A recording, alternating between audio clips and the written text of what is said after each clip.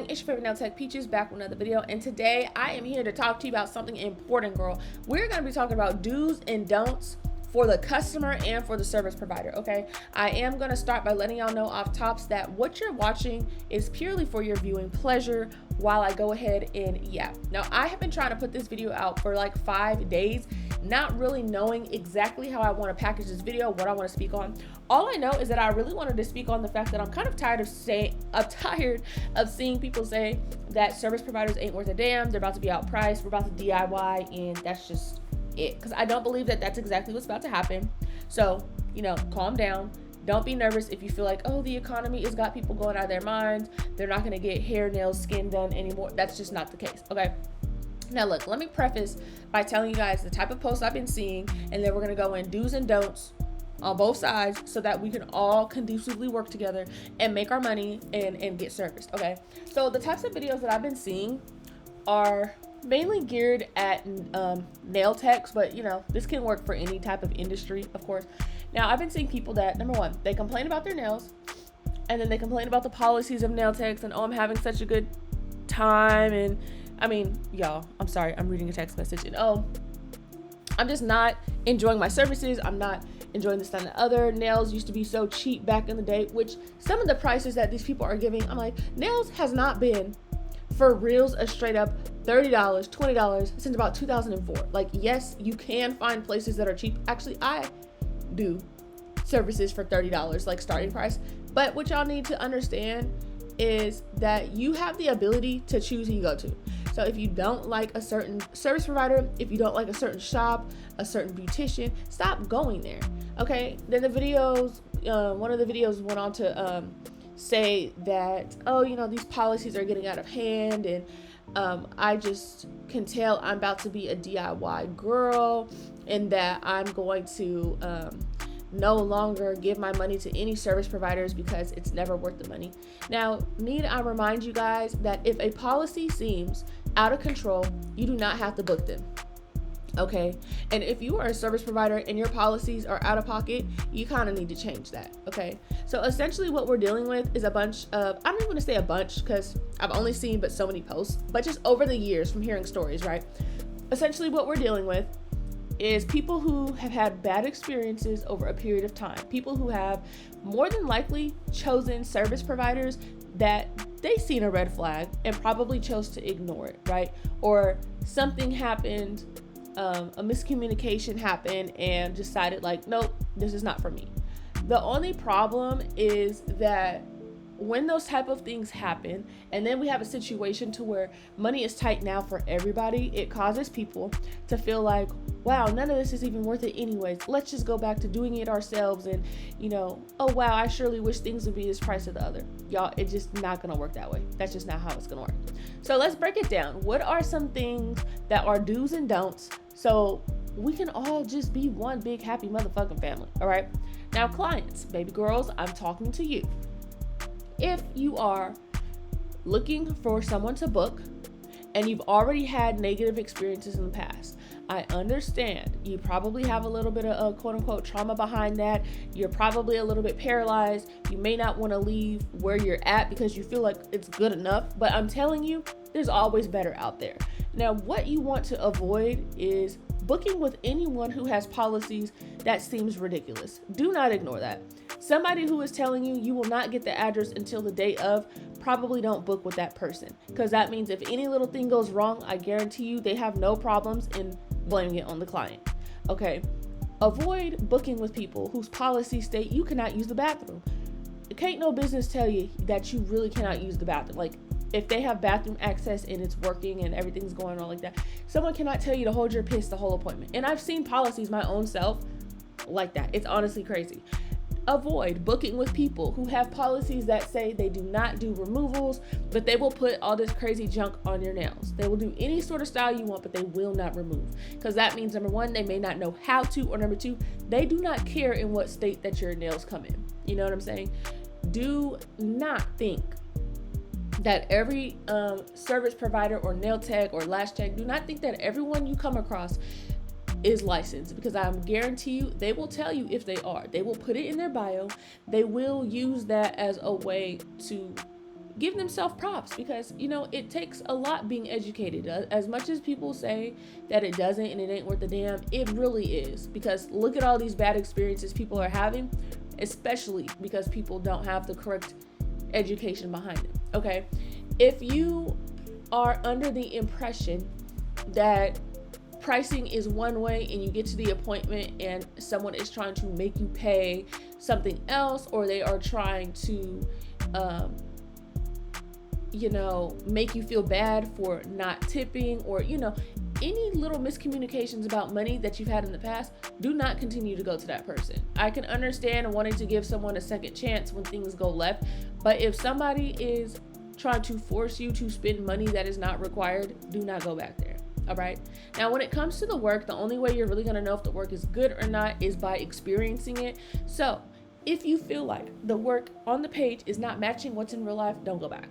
So a lot of this stuff can be avoided if we would just stop going back to people who do us a disservice. Okay. Now, moving on to the service providers. Okay. We got to have a little chit chat as well, because y'all are alienating your clients. It is not just the economy as the reason why your clientele has fallen. Okay. If you are canceling and rescheduling appointments at the drop of a hat and not offering any available appointments in close proximity, you need to cut that out. You cannot just feel like, this is my schedule, I'm doing whatever I want, the client's bend to my will. That is not how a business works. If you are offering clients specials and deals and book this promotion, and then when people don't book how you thought, you're gonna call people broke, you cannot do that. You cannot make fun of clients for their budgetary constraints. You cannot sit up there on social media and say anyone who books a special is probably broke or negative or probably don't want to pay anyways. Like, y'all gotta stop talking shit about the clients flat out like that, because who gonna want to book somebody that's always talking about clients don't have no money? Nobody. Okay. If you are a service provider that is home-based, please give out the address in advance. I get it. You probably don't want to feel like somebody is going to come up there early or rob you or whatever the case may be, but you need to at least give it to them within a certain point before the appointment. So if you're having appointments that people have to text you for the address, you're doing something wrong, because things should be set so that way clients automatically know. All right. Now, if you are charging one price for deposits and also charging things like a service fee, a booking fee, a this fee, you need to cut it out, because all you're doing is wasting your client's time. A deposit is all of that, okay? Deposits really should go towards your service to some extent, at the very least, because if you're just charging just to charge and you're trying to get over on people, it's gonna show. We also have to start being prepared at appointments. Please stop allowing people to book with you and then you are not paying no types of attention to what services are being booked, and you are acting like they are inconveniencing you by you having to go and get the right types of supplies and all of that type of thing. If you will spend your money accordingly and stop wasting your time and go ahead and be prepared for clients, you probably see better retention in your clientele. Okay. We got to start making sure that our skills are up to par, our attitude is up to par. Because I'm going to be honest, I am so sick and tired of seeing this little beef back and forth with clients and with service providers. Like, I don't understand who taught y'all to think it's okay to be so mean to each other and then expect these clients to come up here and pay you after talking so much mess. Y'all, that's not how it goes. And as a client, listen, you got to stop lumping all of us in the same category. All of us are not scammers. We're not all out to get you. We're all not uneducated. Actually, some of y'all clients really should look into the proper protocols and educations that people have. And you guys have to stop allowing some people who you think, oh, well, she's really good, it doesn't matter if she has a license. You can't do that, because now you put yourself in situations to where clients have outright told the whole world, we don't care if people have a license. Oh, I can do that too. Anybody can do that. That doesn't matter. And now you're in situations where you've quite honestly let anybody do this, and it's backfired because now you feel like, oh, the work is not lasting. Oh, her attitude was bad. You guys, are you picking up what I'm putting down? So if we want this to continue being a symbiotic relationship, I think it's called, right, where we're benefiting each other, Y'all correct me if I'm wrong, because baby, I'm not a fucking scientist. I'm a nail tech. But I'm gonna say symbiotic because that sounds about right. Listen, us service providers, we want to get paid. Y'all clients want to look motherfucking goods. We got to be kind to each other.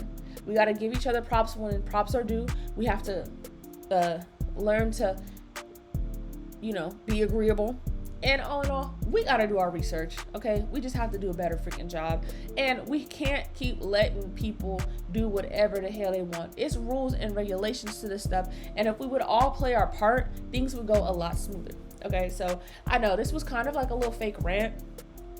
I have been going back and forth with this. And I just don't want to lose the footage. That's really what it is. Like, I got all this little footage for no reason, and here I am just wasting time again. Look, it should have took me like 5 days to figure out exactly what I want to say. And now I got it off my chest so I could kind of stop thinking about it.